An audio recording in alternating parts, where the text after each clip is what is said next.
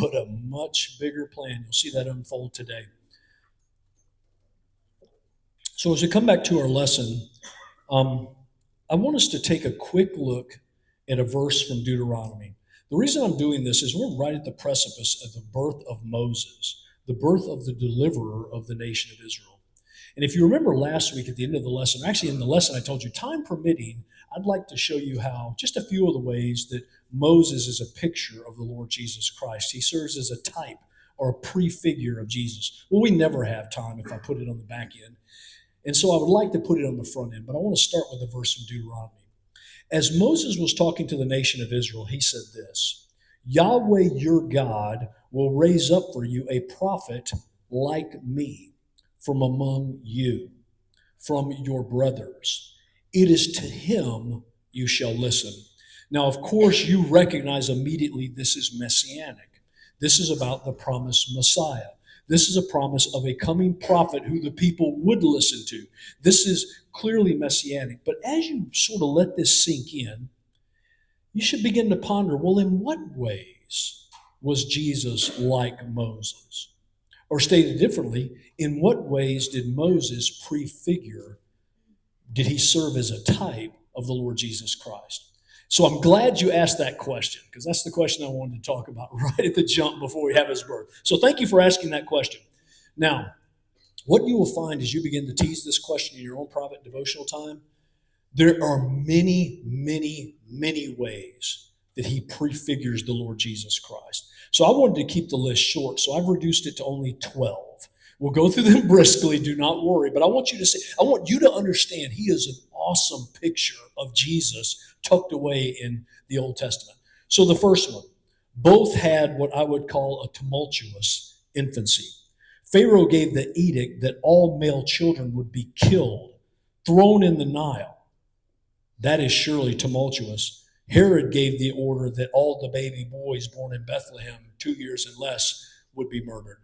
Surely a tumultuous infancy, a picture, Moses prefiguring Jesus. Both left Egypt. Moses fled from Egypt, and then he would go back to Egypt, and he would lead the Exodus out of Egypt. Jesus was called out of Egypt. Both were sons of royalty. Moses was the adopted son of Pharaoh's daughter. We'll see that today. Jesus is the rightful son of the one true king. Both were shepherds. You probably saw that in the Deuteronomy text. Moses spent 40 years as a shepherd in Midian. Jesus is the good shepherd who gave his life for the sheep. Both were prophets. You probably saw that in the Deuteronomy text. Moses was a prophet, but Jesus was the promised prophet. Both gave laws. In Exodus 20, we will see Moses give the 10 commandments as well as many additional laws.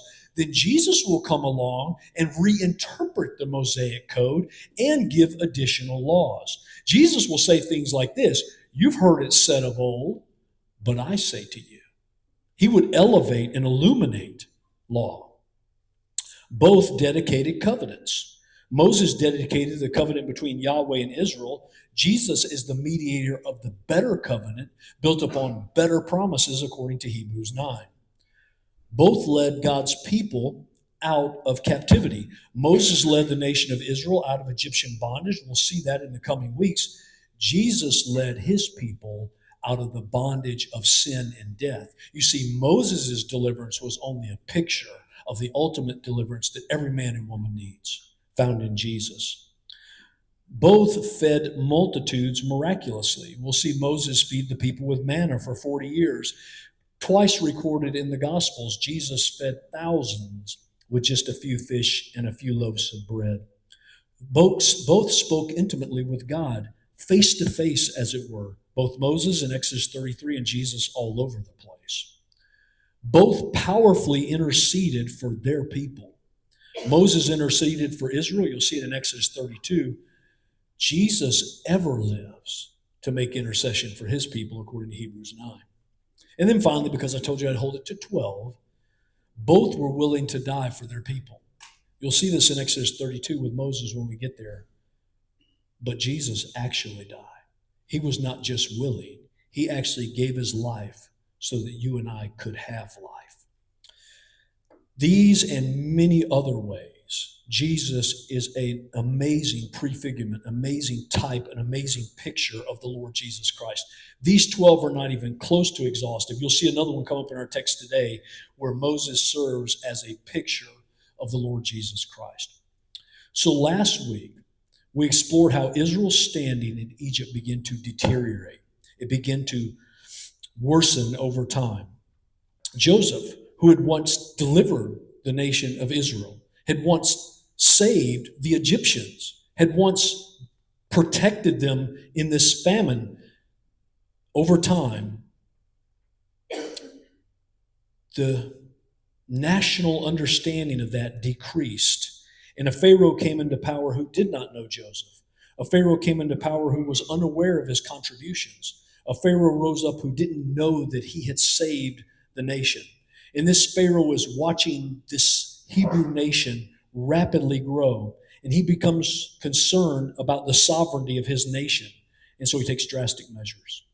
He begins by enslaving the Israelites, burdening them with harsh labor and oppressive conditions.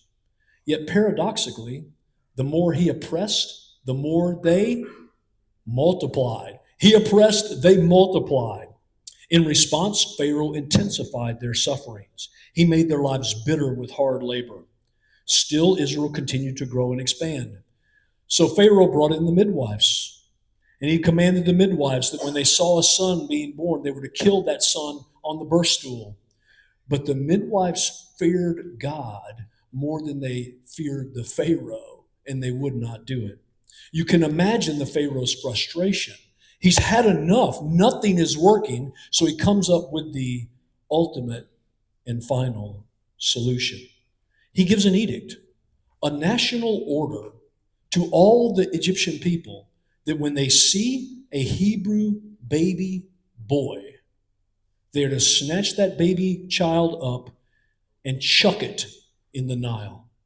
They're to execute it on sight. Can you imagine an edict like this? This is how bad it has gotten from the nation for the nation of Israel. As we hear this story, you're wondering, where is God in all of this? As we will see today, God has been there the whole time. He may have been quiet, but he was not asleep. And he may have been silent, but he was not inactive. He was very active the whole time in the background with the plan to deliver his people, and you will see it begin to unfold today. But the questions we probably have is, how can a nation survive such cruelty and such oppression? How can a male child survive such cruelty and such oppression? How can the Messiah ever be born in these conditions? That's where we left off. The nation in utter ruin. A command given that's going to destroy the nation, and until it's lifted, no male child will survive. And the question, where's God? And as we will see, he was always there. Any questions before we are? We're right back there. The edict's been given. Any questions before we advance the story in Exodus 2 this morning? Okay, let's get running. The Exodus begins, a baby, a basket, but a much bigger plan. Let's get at verse 1. Now a man from the house of Levi went and took as his wife a Levite woman. The woman conceived and bore a son, and when she saw that he was a fine child, she hid him for 3 months. Okay, so the story is continuing to advance. The story is continuing to unfold. God's plan to redeem the nation of Israel, God's plan to bring in the Messiah. And we're told these details about a man from the house of Levi goes to a woman from the house of Levi. They get married and they conceive. We'll pause there for a moment. Okay, so what's significant about the house of Levi? What's significant about the tribe of Levi? Priests, you're absolutely right. They're the priesthood. I would just say this as you think about that. Not yet. That's true, but not yet. That doesn't happen until much later. That happens at Mount Sinai. That happens in Exodus 32. Let me read you what happens. So I'll set the backstage here. Moses is up on Mount Sinai. He's receiving the 10 Commandments. The nation of Israel begins to fall into sin. They ask Aaron to make them a golden calf, a god that delivered them from Egypt. Aaron does. They're worshiping that golden calf. They're reveling around that golden calf. It's likely a sexual orgy that's occurring as part of this entire event. Wicked sin against God. Here's where we go. Verse 20, chapter 32, verse 25. And when Moses saw that the people had broken loose, for Aaron had let them break loose to the derision of their enemies, then Moses stood in the gate of the camp and said, "Who is on Yahweh's side? Come to me." And all the sons of Levi gathered around him. And he said to them, "Thus says Yahweh, God of Israel, put your sword on your side, each of you. Go to and fro from gate to gate throughout the camp. Each of you kill his brother and his companion and his neighbor." And the sons of Levi did according to the word of Moses. Moses said, "Today you have been ordained for service of Yahweh, each one at the cost of his son and as of his brother, so that he might bestow a blessing on you." As they were in the midst of the sin, unrepentant, the nation of Israel stood with Moses, and he said, "Wipe out those who are still in sin against God. Wipe out those who refuse to stop."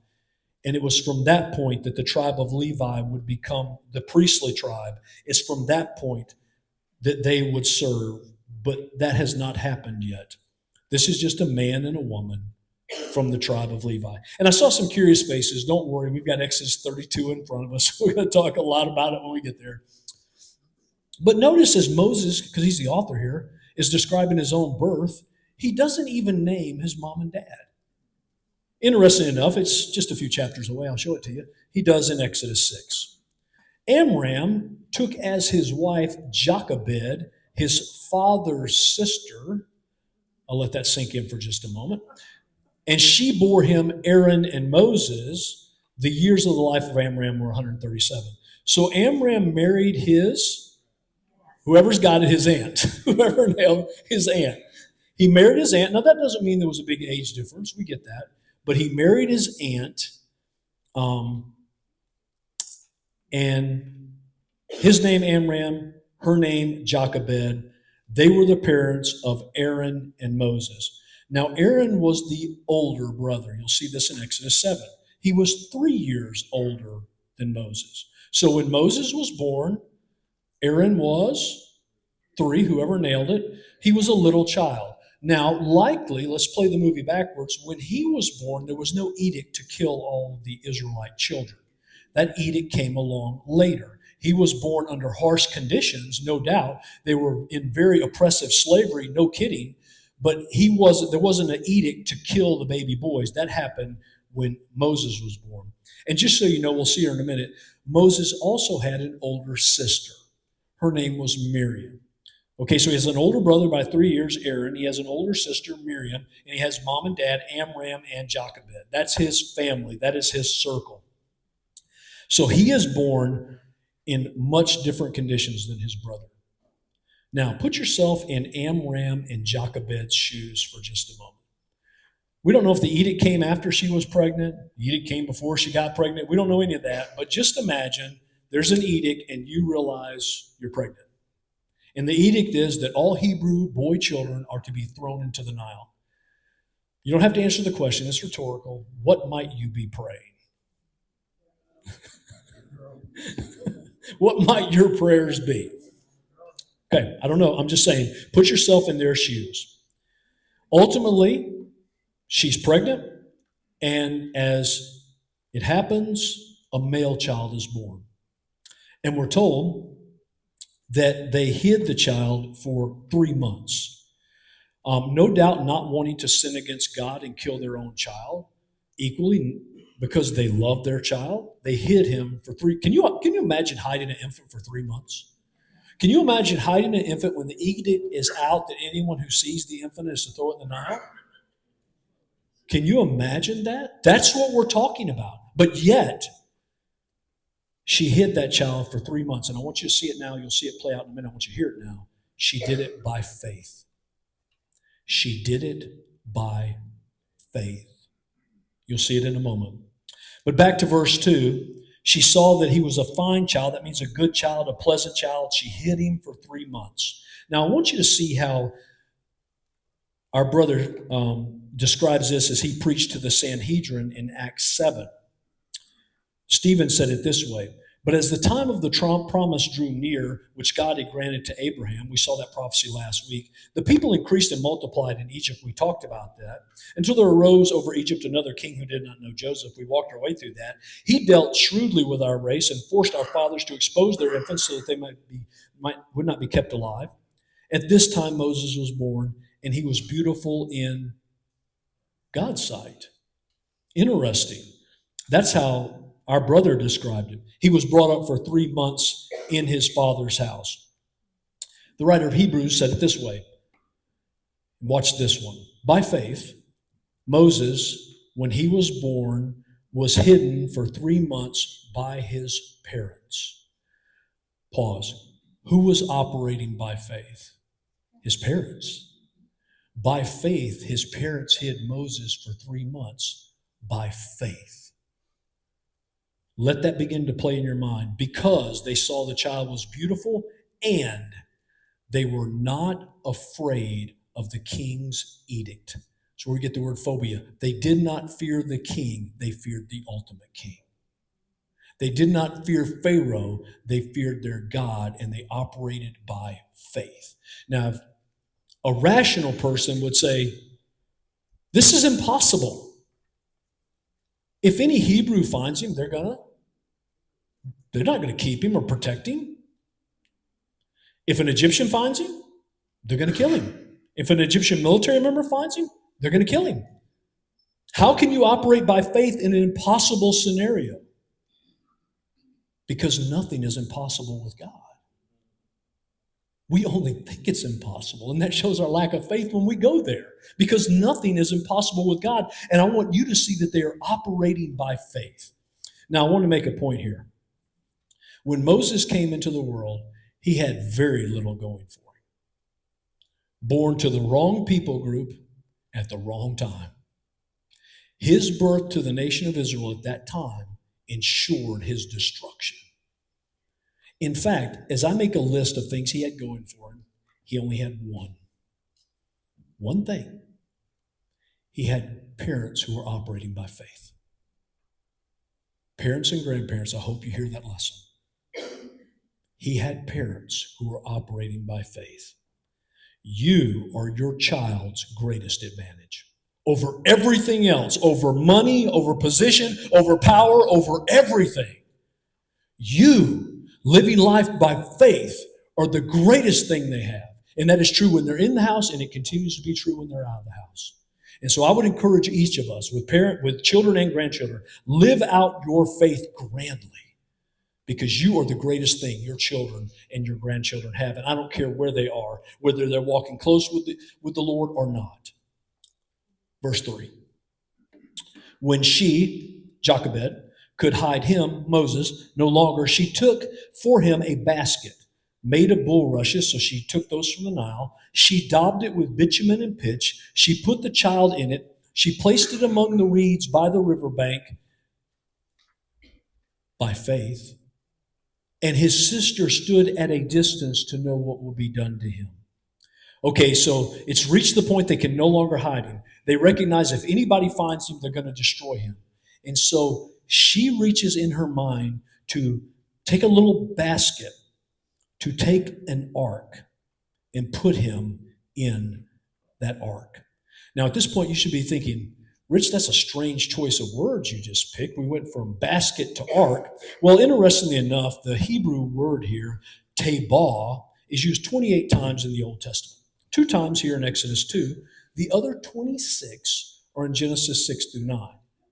Where in every use of the word is referring to Noah's ark. Whoever said it to my left, it echoed in my ear. Noah's ark. Now, as you pause to think about that, here's what I would tell you. Here's what I would tell you to consider. As Noah was delivered in an ark through the destruction of the water, Moses will be delivered in an ark through the destruction of the water. You see, it's a prefigurement. In both of these stories, the water represents death. Both men are being taken through the water, and then in a picture of the resurrection, they will then come out and deliver their nation. That story should sound very familiar to all of us, for that is a picture of the Lord Jesus Christ, who would die, resurrect from the dead, and deliver his people.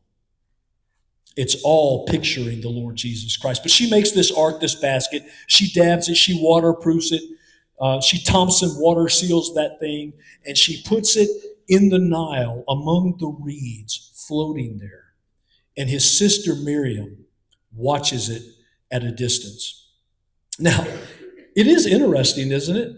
What was the command that all male children were to be? Thrown in the Nile. What does she do with Moses? She puts him in the Nile. Warren Wiersbe said this: Jochebed obeyed the letter of the law when she put Moses in the waters of the Nile, but certainly she was defying Pharaoh's orders in the way she did it. Absolutely. But it is interesting that she put him in a basket in the Nile. Okay, now put yourself back in somebody's sandals here, whether it's Jochebed or whether it's Miriam. Baby Moses, 3 months old, is in that basket in the edge of the reeds. She's watching. Mom's likely back at home praying. His sister is watching to see what will become of him. By the way, we are told her name is Miriam in Exodus 15. That is when the nation of Israel goes through the Red Sea. The Egyptians and the Pharaoh are destroyed. She dances on the Red Sea. That's when we learn her name. But for now, she's just Moses' older sister. She stands there at a great distance to watch what is going to happen. Can you imagine the adrenaline, the fear, the concern, the prayers, the faith, all intertwined in Jochebed, in Amram, in Miriam? How is this even going to work? How can God do this? What can he do? That's where we find ourselves, verse 5. Now the daughter of Pharaoh came down to bathe at the river, while her young women walked beside the river. So you can picture this. She's going to bathe. They're kind of standing watch. There may have been Egyptian soldiers present as well. But as she's getting ready to bathe, she saw the basket, baby Moses, among the reeds, and sent her servant woman, and she took it. When she opened it, she saw the child, and behold, the baby was crying. And she took pity on him and said, "This is one of the Hebrews' children." Man, how lucky is Moses? As fate would have it. No. As divine providence would have it. As divine providence goes, she put her baby in a basket. And likely the only person who could show up that could stop this child from being destroyed is the one who showed up. That's the God we serve. If anyone else would have showed up, he was headed for the Nile without the basket. That's divine providence. That's the sovereign work of God in our lives. No one saw it happening. There was no alarm bells going off. God was just controlling the hearts of the king's daughter in this case. And there she is. I love the way it just sort of lays it out. She directs her servant girl. Her servant girl goes and fetches the basket. You can picture she's wondering.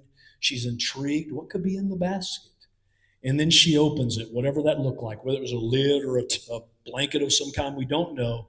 And in my mind, here this young woman is. She opens up this ark, this basket, and the divine choir director in heaven lifts up his hand, and Moses begins to cry.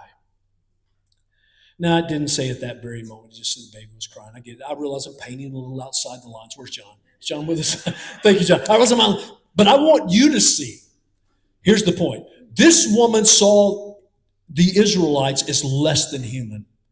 They were nobody. They were to be thrown in the Nile, so said her father. She had been raised like this. These were nobody. We oppress these people. They're less than human. But when she saw that baby and he was crying, she had pity on him. Her heart went out to him. And Miriam's watching this entire thing as she's seen this woman look at this baby, and he's crying. And I wouldn't be surprised if a tear rolled down her cheek. We don't know. But her heart was touched by his tears, and she extended compassion to him. Now, as I thought about this story, does it seem paradoxical to you? It does to me.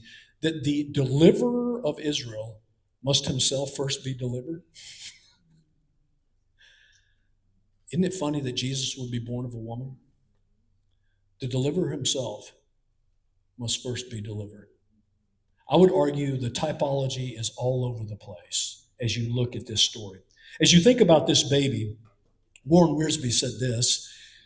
He said, when the Lord wants to accomplish a mighty work, he often starts by sending a baby. This was true when he sent Isaac, Joseph, Samuel, John the Baptist, but especially Jesus. God can use the weak things to defeat the mightiest enemies. That's the lesson right there, isn't it? God chooses the weak things. God chooses the foolish things to defy the things which are mighty, to defy the things which are strong. And then here's the punchline. A baby's tears were God's first weapon in his war against Egypt. But it was the exact weapon needed at the exact moment. I hope you see that although God was silent, he was not still. Although he was quiet, he was not asleep, and he was very active in all of this. He is showing up and he's showing out. And I hope you're reminded. I don't know what's in your life right now, but nothing is impossible with God. If air is in your lungs, nothing is impossible with God. Never forget that. God has a will, and we're not going to overthrow his will, but nothing is impossible with God. And that brings us to verse 7.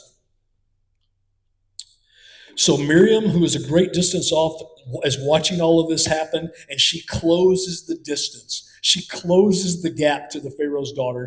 Then the sister said to Pharaoh's daughter, shall I go and call you a nurse from the Hebrew women to nurse the child for you? What she's doing is she apparently sees the empathy. She sees the compassion, and she's now going to give an opportunity for that compassion to shift to action, for that compassion to hit the railway of activity. And she says, would you like me to go fetch a Hebrew woman who can nurse the child for you? You see Pharaoh's daughter's response in verse 8. Go, go, go. So the girl went and called the child's mother. Okay. We weren't there. We don't know. But let's pretend you're Jochebed. And you put baby Moses in that basket. And you went home. What would you be doing? You would be praying heaven to the ground. You would be praying like you've never prayed. You would redefine prayer. I don't know what she was doing, but can you imagine when Miriam walked in?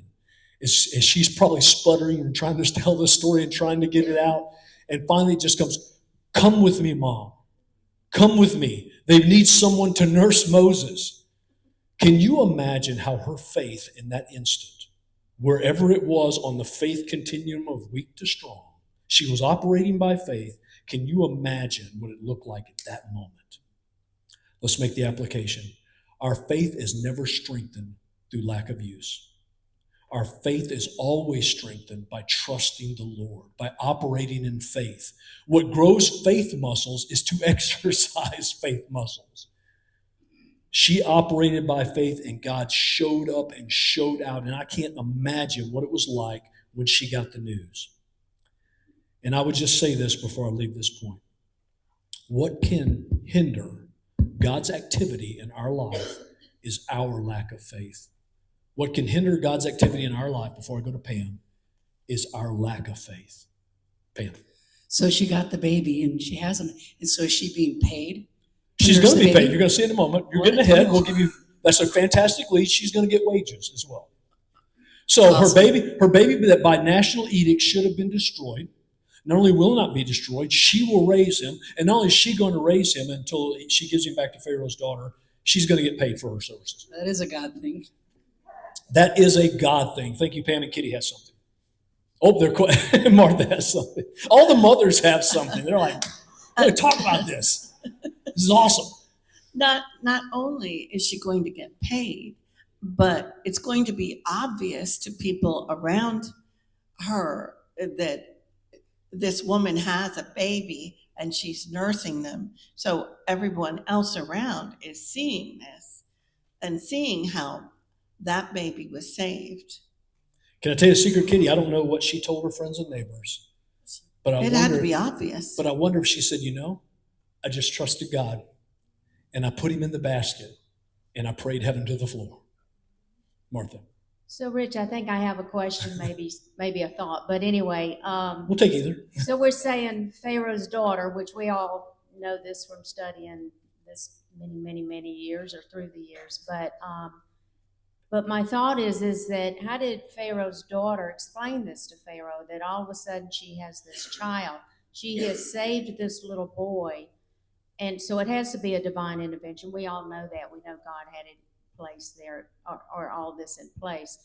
But at the same time, how did she explain that she had saved this child when he had given the edict to destroy all the children or all the little boys and put them in the Nile?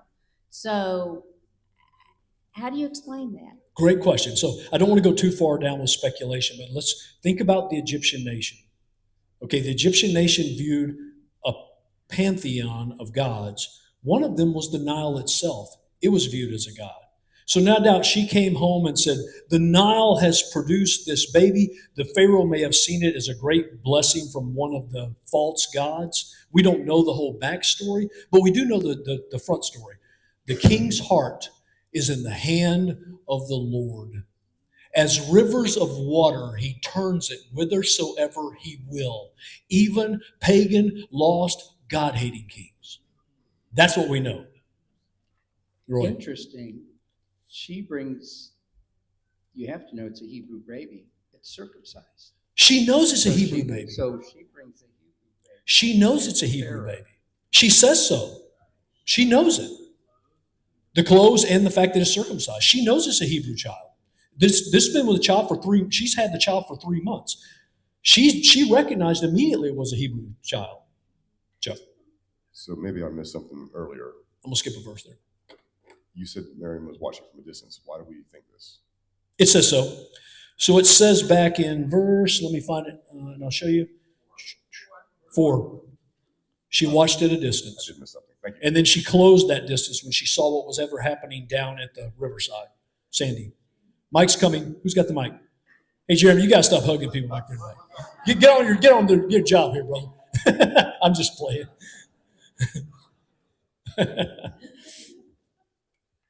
I was just gonna say, you don't know, she may have lost a child or something, and maybe she couldn't have any more children, and this may have been something very special to her. You never know. Can I tell you a secret? The Pharaoh's daughter's heart is in the hand of the Lord. As rivers of water, he turns it whithersoever he will. That's what we do know. We do know that a sovereign God is, oh, Martha, double dipping, Martha. Well, I just have one more comment that having adopted children myself, the one thing that I've always said to them is that your mother gave you life. And so I look at this as that she placed her son in the Nile because she was giving him life. And again, this is divine intervention. He knew the plan. He knew what was going on. Amen. But that's just something I've always said to my children. Your mother gave you life. She Amen. chose life for you. And she chose life for her son. Verse 9. Pharaoh's daughter said to her, so we got to pick back up. Let's get it back in context. So Miriam ran and grabbed Jochebed. There's the story. And Jochebed now is talking to Pharaoh's daughter. There we go. Pharaoh's daughter said to her, that's to Jochebed, take this child away, nurse him for me. I will give you your wages. So the woman took the child and nursed him. Pam gave us the lead there, but understand what's going on.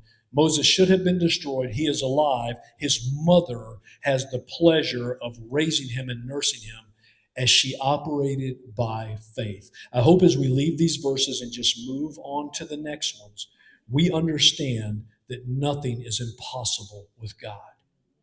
Equally, I hope you imagine, we don't know how long she raised Moses. Scholars believe between 2 to 6 years. Likely it is during those 2 to 6 years that she told Moses who he was. He was a Hebrew. He was from the nation. He was part of the covenant made with Abraham, Isaac, and Jacob. He had promises made to him by Yahweh. Although he would live in the house of the Egyptian, he was a Hebrew. We can suspect his mom began to place that in his melon at a very early age. And that brings us to verse 10. When the child grew older, she brought him to Pharaoh's daughter, and he became her son, and she named him Moses because she said, I drew him out of the water. So again, scholars are not sure. 2 to 6 years have likely passed. She raised him, she weaned him, she took him back to, she being Jochebed, took him back to Pharaoh's daughter. Pharaoh's daughter looked at him and she said, we will call him Moshe because we Mashah. We will call him Moses, which means drawn, because we drew him out of the water. Now we can imagine that as Pharaoh's daughter, she likely did not have a lot to do with raising Moses. Moses was likely raised by imperial court people. He was likely raised by counselors. He was likely trained by military leaders. He was raised in the house of Pharaoh. I want you to see how Stephen explains it. And when he was exposed, Pharaoh's daughter adopted him and brought him up as her own son. And Moses was instructed in all the wisdom of the Egyptians. He was mighty in his words and mighty in his deeds. The Egyptians, a highly advanced civilization known for engineering, mathematics, medical sciences, astronomy, he was trained in all of this. He was raised up. He was truly Egyptian in every way imaginable except maybe here, his skin and maybe his heart. But he was raised as an Egyptian. Now, I hope it seems ironic to you that this king, this Pharaoh, is unknowingly in his home raising the one who will bring Egypt to their knees. And he has no idea. The seed of a woman is being raised in the house of the seed of the serpent. And in all of this, the seed of the serpent's head will be crushed. That may seem like a similar story you've heard somewhere before. And I would argue that there's so many pictures of Jesus, it is unreal. Any questions before we advance the story? So Moses is being raised up in the house of Pharaoh. In the next term, we're just going to jump all the way until he's 40 years old. So in the turn of a verse, we're going to go from, let's say, 5 to 40. Any questions before we advance? Charlene. Do we know what Moses' Hebrew name was? What did his mother call him for those 6 We do years? not. We do not. I've never, ever read that. We do not. So if somebody knows the secret, tell me. Speak now or forever hold your peace. You don't come later. You don't come next week and say, oh, I know it. Okay, perfect. We do not. Thank you. Verse 11. One day, about 11, let me get you there. One day when Moses had grown up, he's 40, you'll see it in a moment, he went out to his people and he looked upon their burdens. And he saw an Egyptian beating a Hebrew, one of his people. Now, I hope as you read that verse, something starts to click in your mind. Although he was raised in Pharaoh's house, although he had access to everything that money can purchase, that is not where his heart was. Look at how he writes this. He's the author of this. He said, when I grew up, I went out to see my people. I looked upon the burdens of my people. I saw this Egyptian beating one of my people. He may have been raised in Pharaoh's house, but something that his mom had poured into him or something he picked up along the way, he recognizes he is Hebrew. He is not Egyptian. He is not of those people, and everything that they've given him means little to him. You'll see it play out. It seems to me, although physically he was in the palace, spiritually, his heart was with his people. And now he goes out, and here's what he sees. He sees an Egyptian beating a Hebrew, going to beat him to death. I cannot help but wonder if in this moment Proverbs 22:6 proves to be true. Train up a child in the way they should go. And even when they leave your house and go to the Pharaoh's house, at some point later in life, they'll not depart from it. But he sees this Hebrew beating this Egyptian. Now, Exodus doesn't give us a glimpse into what's in his mind, but the writer of Hebrews does, likely Paul, but the writer of Hebrews does. Let's be honest, it's God. Here's what he says in Hebrews 11. By faith, Moses, when he had grown up, refused to be called the son of Pharaoh's daughter.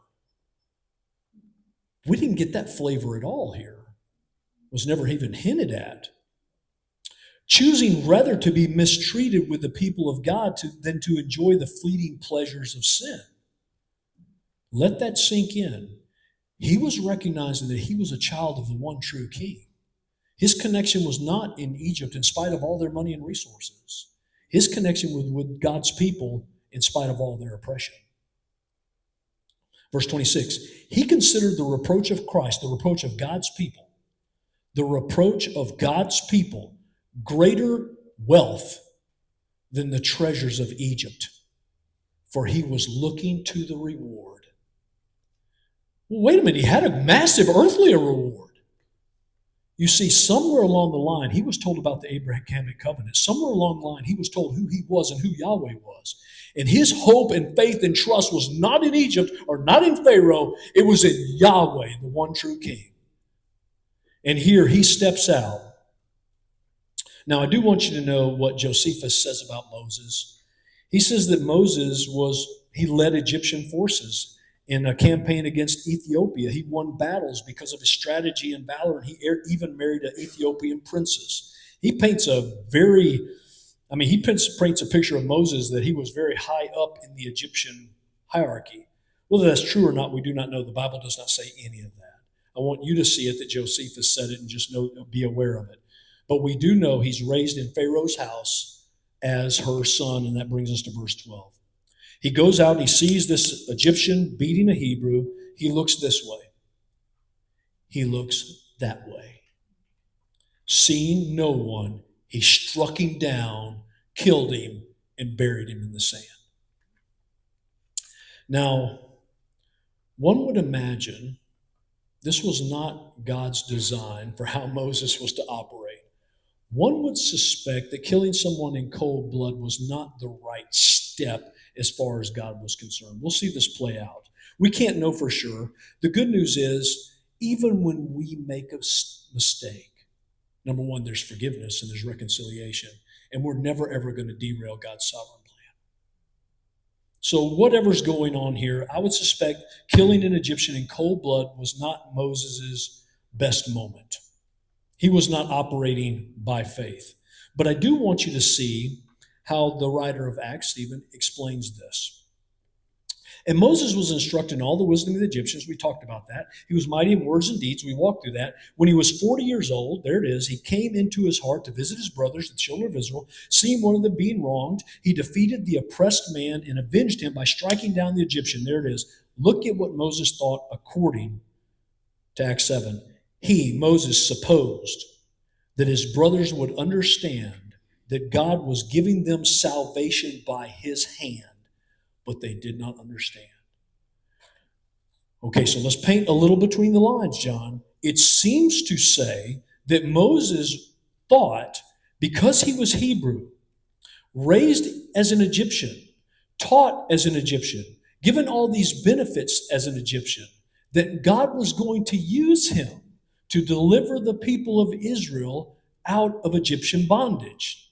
He supposed that God was going to do something mighty in his life. He looked at his circumstances. He looked at the situation in life, and he said, it must be. All of this has had to happen by divine intervention. And no doubt, God is going to use me to deliver this nation. Here's the point. The biggest point. Not like this. Not like this. Let's make the point. God has little interest in what Rich can accomplish in his own power. In fact, God has no interest. God is highly interested in what we can do through his power and for his glory. Moses, operating in his own power, likely executing his own will, slayed this Egyptian. That was not likely God's plan. But good news, God's going to step in and get this whole runaway train back on the track. Pam, you have a question? So not only was he trying to do it in his own power, he wasn't doing it in God's timing. Not in God's timing. I doubt he prayed before he did it, right? I doubt he kind of said, Lord, you see what's happening. Should I strike down that Egyptian? Give me a piece on what I should do. I think he probably did like we've done at times, operated in the flesh. And maybe that's not true of you. But I think that's what he did, and it's definitely happened to me in my life. I think he stepped out and operated in the flesh. That brings us to verse 13. When he went out the next day, so one day later, the day after he struck down the Egyptian, the day after he buried him in the sand, he went out the next day, and behold, 2 Hebrews were fighting. They were struggling together. And he said to the man in the wrong, why did you strike your companion? Okay, so notice a couple things here.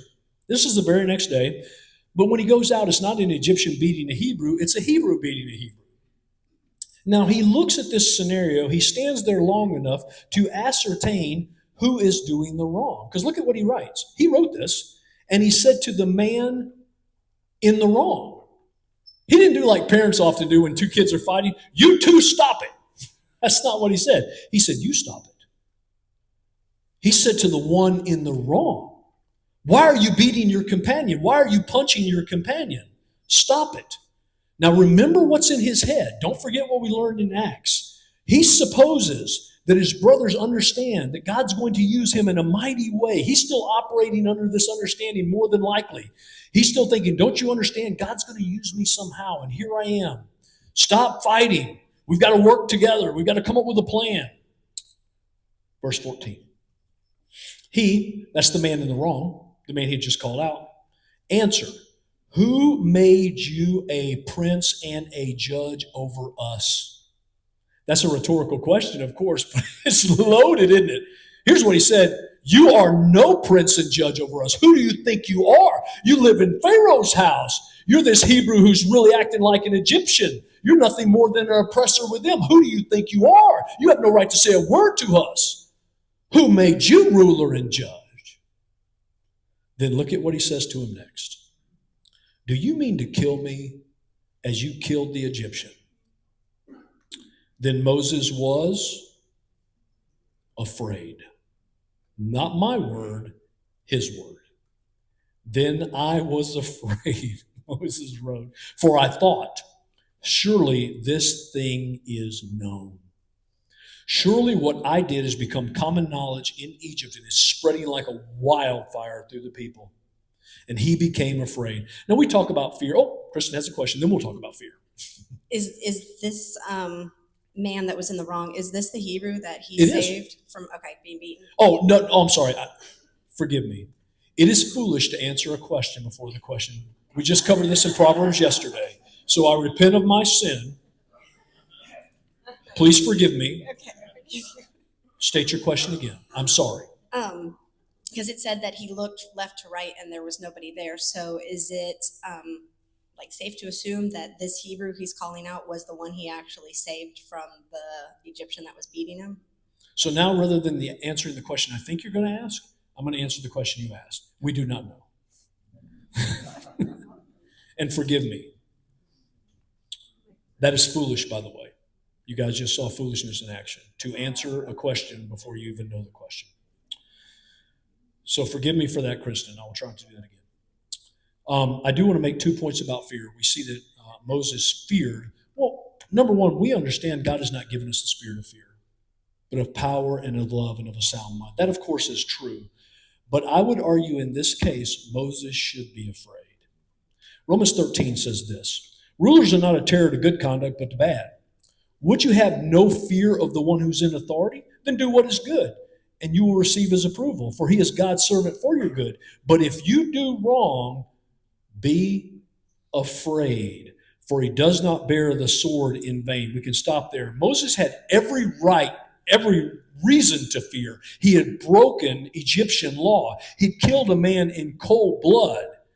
He should be afraid. And you're about to see what happens. And that brings us to verse 15. What Moses feared is that the word was out. Verse 15. When Pharaoh heard of it, indeed the word was out, he sought to kill Moses. Well, imagine what goes through Pharaoh's mind. I saved him. My daughter saved him out of the Nile. I raised him in my own house as my own son. And he did this? And he was no doubt enraged. He no doubt wanted a pound of flesh. How could he do this to me? The conjunction but. But Moses fled from Pharaoh, and he stayed in the land of Midian, and he sat down by a well. Now we'll look at where Midian is. It's 300 to 350 miles. It's in Saudi Arabia. It's a long ways away. He went far from Egypt. We'll talk about why in a moment. And he sat down at that well. Likely, absolutely certain he had blown it. Despondent, afraid, rejected, all of those things. Yeah, Matt. Oh, wait for the mic. Now, did Moses kind of make a mistake a lot of people like to make of he wanted to do what he thought God wanted, but he didn't want to wait for God's time to do it. He stepped up and smited an Egyptian before God and said, now I want you to go and take care of my people. And in that case, he was wrong because he wasn't waiting. He was doing it on his time and not on God's time. Yeah, we talked about it a little bit, but I would say he was not operating by faith, right? I would encapsulate all, but Rich has something before we leave it. In addition to where he went, there's the case of where he couldn't go. He couldn't go to Syria. He couldn't go to Canaan because of the agreement between the Hittites and the Egyptians that if the Hittites find a fugitive, they're going to return it. So he's kind of limited to where he can go. And surprisingly, I think Midian is the son of Keturah. Save that. Okay. All right, well, Spoiler alert, you didn't hear that. okay, sorry. Spoiler alert, put that out of your mind for a moment. We'll be back to that. Hold on. Okay, Guzik said this about Moses. Moses, fleeing for his life, probably felt that God's plan for his life was completely defeated. He probably believed that every chance he'd ever had to deliver his people was now over, and there was nothing he could do. At this point, he was right where God wanted him. You see, in his own power, he couldn't do anything for God. He needed to be brought to this place. Sometimes we need to be brought to this place when we realize we can't do it in our own strength, and he desires for us to do it in his. But to go to the point, he fled from Egypt. He fled from the area of Goshen, likely. He fled all the way across the Sinai Peninsula. He did not go, as Rich told us, north into Canaan. He went over the Gulf of Aqaba into Saudi Arabia. We don't know at this point exactly where he went. If you would, just put him around the R for now. If you want to deposit him somewhere in your mind. He's in Midian. He's in modern-day Saudi Arabia. He's fled across the Sinai Peninsula. You should be asking yourself, why go so far? Why not stop off in the Sinai Peninsula? Historians tell us that the Egyptians had copper mines in the Sinai Peninsula. This would have been an unsafe place to stop because Pharaoh's control extended into the Sinai Peninsula. He didn't have many places to go, but he went to a place very far away, 300 to 350 miles as a crow flies, not even counting trade routes. Because this is mountainous range, so you have to walk through the routes. So further than that, he traveled very far. He sat down at a well, likely thinking, I have failed. It is over. I thought God was going to use me. I guess I'm done. And there he is at the well. Any questions before? Oh, go ahead, Jay. Oh, Mike's coming, sorry. This is unusual, huh, Rich? Hey, I just have a comment because I do a lot of study on this, but fear, anger, and anxiety are in direct opposition to the peace of God. Absolutely. And when we feel ourselves, holding on to either in fear, have anger, anxiety, we need to bring it to the feet of Jesus immediately. Absolutely. Because we're out of his will. And I would add, in Moses' case, if you should murder someone and become afraid, that's a very good idea. Because the long arm of the law is looking for you. But you are right, Jay. Fear is the antithesis of faith. It causes us to shrink back from walking in faith. Fear causes us to not trust the sovereign hand of a God who can do anything. So thank you for that, Jay. Verse 16. Now the priest of Midian had 7 daughters, and they came and drew water and filled troughs to water their father's flock. Now at first glimpse, this seems like this is irrelevant. We went from a story, and now all of a sudden we're talking about the priest at Midian and his daughters, and there's 7, they're watering their flock. Who cares? Well, don't worry. As Rich gave us sort of a spoiler, there's a lot to this. Just for the moment, understand that the priest of Midian, whoever he is, his name's Reuel, you'll meet him in a minute, He has 7 daughters. They apparently serve as his shepherdesses, and they are shepherding his flock. There's 7 of them. And so they've taken his flock to this well, and they're watering the flock. It happens to be the same well where Moses is sitting. Okay, fair enough. Verse 17. So the shepherds came, that's other shepherds, likely men shepherds, and they drove them away. Okay, so this, as you will see in a moment, happened quite regularly, it appears. They would try to water Dad's flock, these 7 women, but, these men don't want to stand in the heat with their flock, so they would just run the women off and force the women to get in the back of the line. Such is the way it works, ladies, I suppose. They're in Midian anyway. So the shepherds drove them away, but Moses stood up. Okay, there he is, despondent at the well. He's watching all this happen. He stands up, and look how it writes. He saved them. He yashah them. He delivered them. It's like he saw this injustice, and it's just like it played in a movie, and he stood up and immediately saved them. He immediately delivered them, and he began watering the flock of their dad, watering the flock of Reuel. So he drove back those other shepherds, and he took care of Reuel's flock. And that brings us to verse 18. That's the 7 daughters of Reuel, the priest of Midian. When they came home to their father Reuel, he said, "How is it you've come home so soon today?" So apparently this went on all the time. And so they show up early in the day, and he's like, "How did this work? I thought we had to go through the standard thing where you get driven away from the well to the back of the lawn and you get home late in the day." So he's like, "How does this work?" Now, let's say a few things that Rich brought up, and now it's time to pull the string.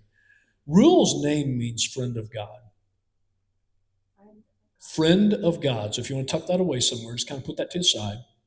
Now, we have good evidence that Reuel descended from Abraham. Okay, so I'll show it to you.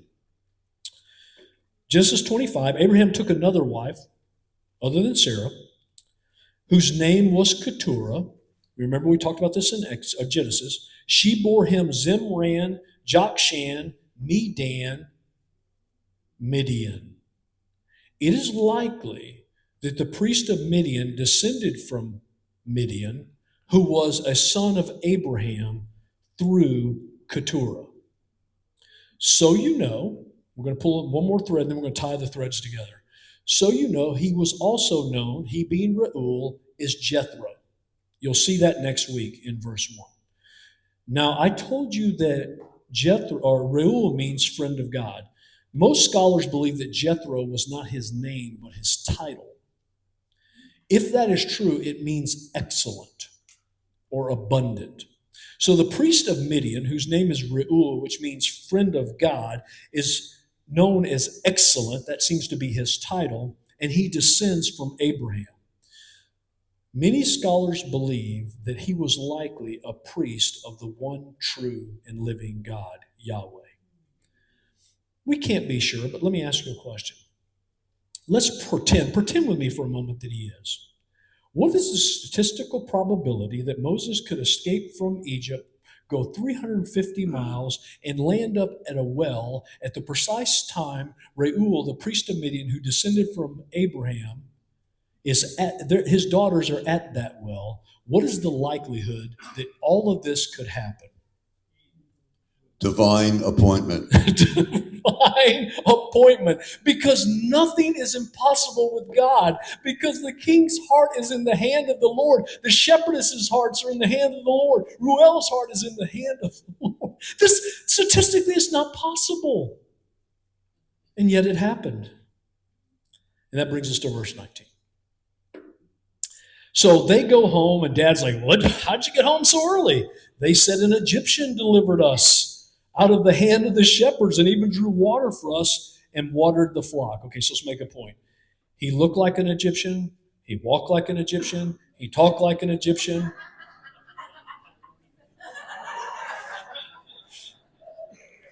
But he was a Hebrew. His heart was with his people. But as far as they understood, he was Egyptian. Everything about him on the exterior looked Egyptian. It was just his heart was with the Hebrews, and his skin, obviously his blood was with the Hebrews. And they say he drew what? Now they don't even know his name. You would have thought someone of the 7 would have said, "Hey, what's your name? Thank you for helping us." We don't know. But they say, listen, he even drew water for us, Dad. It was amazing. Verse 20. Then Reuel said to his daughters, the 7 of them, then where is he? Why have you left the man at the well? This man did all this and you left him standing at the well? Call him that we may eat bread together. I owe this guy a debt of gratitude. Go get him, fetch him, bring him back. Verse 21. And Moses was content to dwell with the man, and he gave Moses his daughter Zipporah. Now, put yourself in Moses' shoes. Raised in the courts of Israel, now on the backside of Midian. From prestige, power, and influence to nobody. Exactly where God needs him. Thank you, brother. Exactly where God needs him. He spent 40 years learning how to be somebody. And now the next 40 years, the more important lesson is how to be nobody. Because God loves to use nobodies to accomplish great things for his kingdom and his power and his glory, because the nobodies get none of the credit because everybody knows that the nobody was the nobody. He could not deliver the nation of Israel as long as he was a somebody. He's in the perfect place to deliver now that he's a nobody. And that brings us to verse 22. So he marries Reuel's daughter, one of the 7 likely, Zipporah. She gives birth to a son. Let's pause there. You can picture, this has been a rough ride. 40 years old, escapes from Egypt. He's on the backside of the desert. But he has a son now. So he's going to name him something like Happy or Joy or Thankful. He names him Gershom, which means foreigner.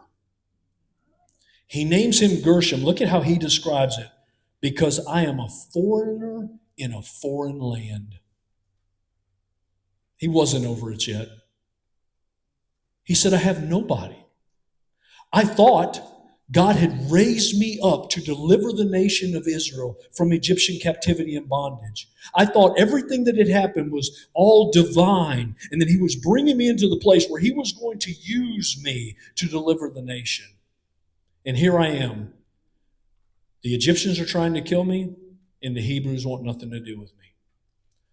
Name that boy foreigner, because I'm a foreigner. I have no people. Despondent? Absolutely. Sad? I suspect. Right where God needs him. Right where God needs him. Verse 23. Oh, sorry. During those many days, the king of Egypt died, and the people of Israel groaned because of their slavery, and they cried out for help. We'll pause there for a moment. Okay, so don't miss the leading point. So the Pharaoh, who was the Pharaoh when Moses killed the Egyptian, dies. And a new Pharaoh comes into power. Okay, now the old Pharaoh would have been hard to deal with because he wanted to kill Moses on sight, right? He was really offended by what Moses did. But a new Pharaoh comes into power during these days, during the 40 years in Midian. He comes into power, but the people of Israel are still groaning under the slavery. And they're crying out for help. They're crying out for rescue from slavery, and their cries come to the ears of Elohim. Their cries come to the ears of God. Now, I think we all recognize that as anthropomorphic language, right? God hears everything.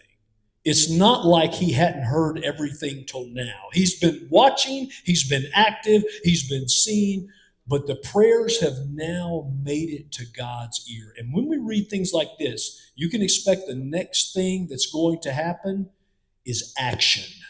God is going to take a step. Matt. Just one odd question came to my mind. Do we have any reason to believe that for 40 years they've been killing all of the Hebrew male babies, or did that go away? Because I mean, that would have been a population problem after 40 years of no men. Likely that was a temporary fix that was ultimately lifted. We just don't know. It's a great question, Matt. We're not told. But obviously, the moment you start killing all baby boys, you start immediately impacting the population. And the longer that goes, the further out the impact goes. So we don't know how long that particular thing went on. We do know that they are still being oppressed, and now they're crying out to God. And that brings us to verse 24. God heard their groaning. God remembered the covenant with Abraham, with Isaac, and with Jacob. God saw the people of Israel, and God knew. God saw what was going on. God saw what was happening.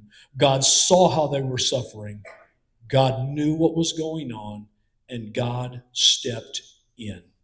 We're out of time, but let's make one final point. Moses may have forgotten about Egypt and forgotten about Israel, but God had not. And God is now going to step into the middle of their problem. And I would argue to you, Moses knows where you are. He knows what you're going through.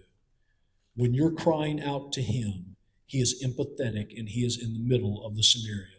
I will end with the Proverbs from Solomon. He said this, Yahweh is far from the wicked, but he hears the prayers of the righteous. If you've placed faith in Jesus Christ, you possess the righteousness of God. When you cry out to your Father, he hears you every time.